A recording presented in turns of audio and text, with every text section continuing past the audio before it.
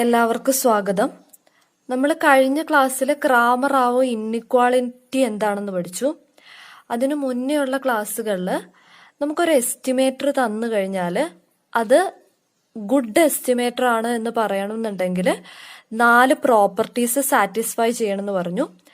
അൺബയാസ്ഡ്നെസ്, consistency, sufficiency, efficiency. ഇതായിരുന്നു 4 properties. അത് നമുക്ക് ആ എസ്റ്റിമേറ്റർ കിട്ടിക്കഴിഞ്ഞാൽ ഈ പ്രോപ്പർട്ടീസ് എല്ലാം സാറ്റിസ്ഫൈ ചെയ്യുന്നുണ്ടോ എന്ന് നോക്കാനേ പറ്റുള്ളൂ. അപ്പൊ ഈ എസ്റ്റിമേറ്റേഴ്സിനെ എങ്ങനെ കണ്ടുപിടിക്കാൻ പറ്റും, അതാണ് മെത്തേഡ് ഓഫ് എസ്റ്റിമേറ്റേഴ്സ് എന്ന് പറയുന്നത്.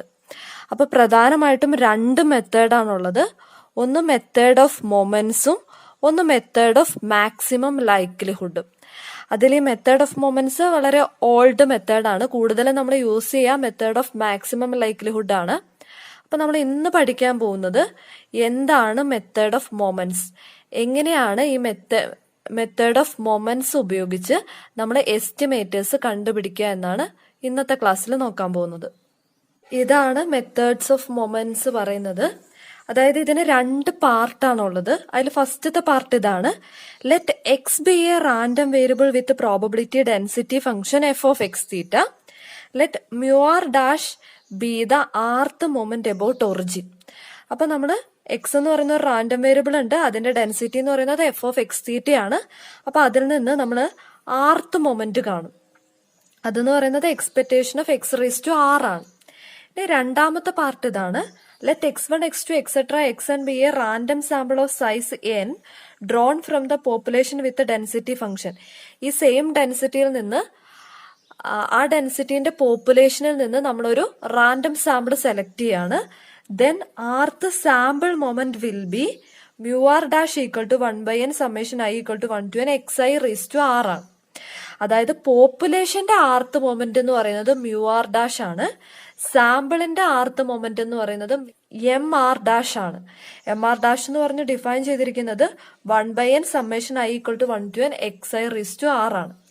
ഇനി നമ്മൾ ചെയ്യുന്നത് ഈ മ്യൂ ആർ ഡാഷിനെയും എം ആർ ഡാഷിനെയും ഇക്വേറ്റ് ചെയ്യും. അപ്പോൾ ഈ മ്യൂ ആർ ഡാഷ് എന്ന് പറയുന്നത് പോപ്പുലേഷന്റെ ആർത്ത് മൊമെന്റ് ആണ്. അപ്പൊ അതിൽ നമ്മുടെ പാരാമീറ്റർ ആയ തീറ്റ ഉണ്ടാവും. തീറ്റേന്റെ ഒരു ഫംഗ്ഷൻ ആയിട്ടായിരിക്കും മ്യൂ ആർ ഡാഷ് ഉണ്ടാവുക. അപ്പൊ ഈ മ്യൂ ആർ ഡാഷിനെയും എം ആർ ഡാഷിനെയും ഇക്വേറ്റ് ചെയ്തിട്ട് നമ്മൾ എന്ത് കണ്ടുപിടിക്കും? തീറ്റ സോൾവ് ചെയ്തെടുക്കും. ഇതാണ് മെത്തേഡ് ഓഫ് മൊമെന്റ്. അപ്പൊ തീറ്റ സോൾവ് ചെയ്യുമ്പോൾ അതിൽ നമുക്ക് കിട്ടുന്നത് x1, x2, etc. xn എന്ന് പറയുന്ന റാൻഡം സാമ്പിളിന്റെ ഒരു ഫംഗ്ഷൻ ആയിട്ടാണ് കിട്ടുക. അപ്പൊ അതിന് നമുക്ക് എസ്റ്റിമേറ്റർ എന്ന് പറയാം. അപ്പൊ ഈ മെത്തേഡിനെയാണ് മെത്തേഡ് ഓഫ് മൊമെന്റ്സ് എന്ന് പറയുന്നത്. ഇനി ഇതിന് കുറച്ച് പ്രോപ്പർട്ടീസ് ഉണ്ട്. ആ പ്രോപ്പർട്ടീസ് എന്തൊക്കെയാണെന്ന് നോക്കാം. പ്രധാനമായിട്ടും 3 പ്രോപ്പർട്ടീസ് ആണുള്ളത്. അതായത് moment estimators R asymptotically unbiased. അതായത് നമ്മൾ ഈ മെത്തേഡ് ഓഫ് മൊമെന്റ് വെച്ച് കണ്ടുപിടിക്കുന്ന എസ്റ്റിമേറ്റേഴ്സ് അത് അസിംപ്റ്റോട്ടിക്കലി അൺബയാസ്ഡ് ആയിരിക്കും. അസിംപ്റ്റോട്ടിക്കലി അൺബയാസ്ഡ് എന്ന് പറഞ്ഞാൽ ആ സെന്റൻസ് ടു ഇൻഫിനിറ്റിയിൽ അത് അൺബയാസ്ഡ് ആയിരിക്കും എന്നാണ്. പിന്നെ ദേ ആർ കൺസിസ്റ്റന്റ് എസ്റ്റിമേറ്റേഴ്സ്, അതെല്ലാം കൺസിസ്റ്റന്റ് എസ്റ്റിമേറ്റേഴ്സ് ആയിരിക്കും.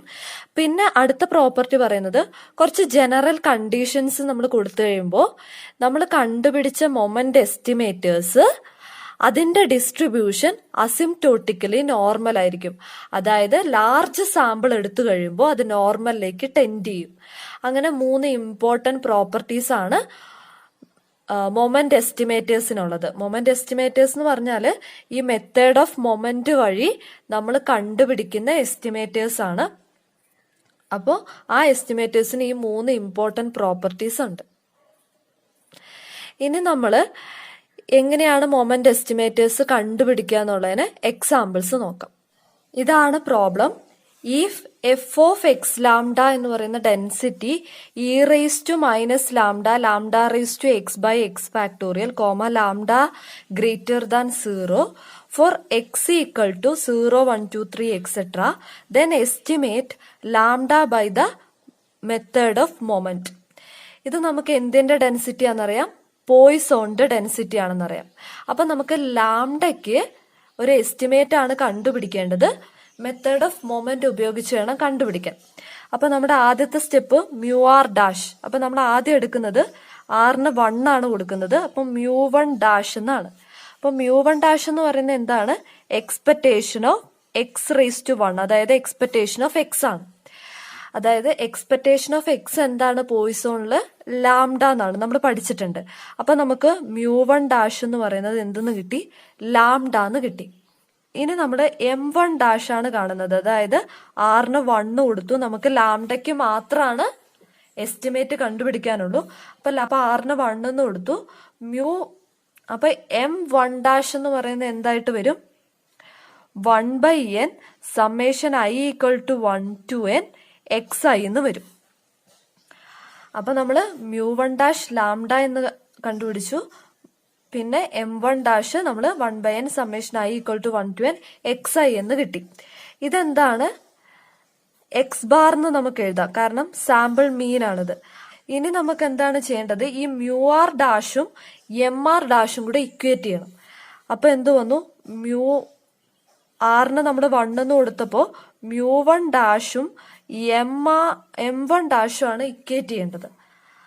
അപ്പൊ ഇവിടെ എന്തെന്ന് വന്നു? Lambda equal to x bar എന്ന് വന്നു. ഇവിടെ നമുക്ക് ഈസിലി നമുക്ക് കിട്ടി lambda equal to x bar. അതായത് ലാംഡ ക്യാപ്പ് എന്ന് പറയുന്നത് എന്താണ്? എക്സ് ബാർ ആണ്. അതായത് ലാംഡന്റെ എസ്റ്റിമേറ്റർ, മൊമെന്റ് എസ്റ്റിമേറ്റർ എന്ന് പറയുന്നത് എക്സ് ബാർ ആണെന്ന് നമുക്ക് കിട്ടി. ഇത് ഈ ഒരു പ്രോബ്ലത്തിൽ നമുക്ക് ഈസിലി കിട്ടി.